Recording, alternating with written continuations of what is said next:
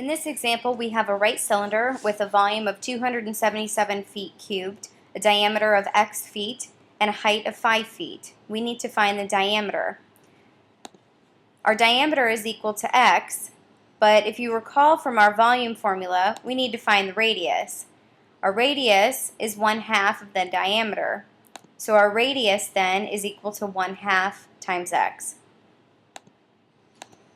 Our volume formula is pi r squared times height. So plugging in our numbers, the information that we have, we get 277 is equal to pi times 1/2 x in parentheses squared times 5. Simplifying that formula, inside the parentheses we get 277 is equal to pi in parentheses 1/4 x squared times 5. Now if you notice, the 1/2 became 1/4 because we have to make sure that exponent goes to everything inside the parentheses.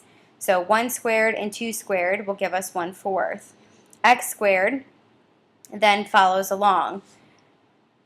Our next step then is to try and get x by itself. To do that, we're going to first get rid of the 5. So we're going to divide each side by 5. Doing that, the 5's will cross out on the right side of the equation. Our equation becomes 55.4 is equal to 1/4 x squared times pi. Remember, we're leaving pi as a variable until the very end. The next thing I want to do is multiply by 4. The reciprocal of 1/4 is 4, so let's get rid of that fraction. Try and make it as easy as we can. So what we do on one side, we have to do on the other side. So we're multiplying each side by 4. The 1/4 and the 4 will then cancel each other out.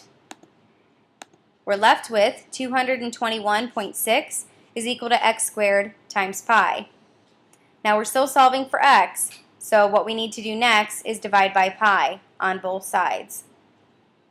The pi's will cancel out on the right side. We now have x squared is equal to 221.6 divided by pi. Then we need to take the square root of each side. So x is equal to the square root of 221.6 divided by pi. Now notice how I wrote that part of the equation. I put pi in the parentheses in the denominator. You're going to have to put it in parentheses in your calculator just like you see it. Otherwise the calculator won't divide by it, it'll multiply.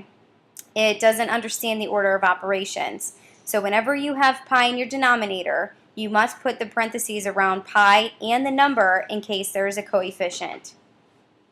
Plugging that in my calculator, I get x is equal to 8.4 feet.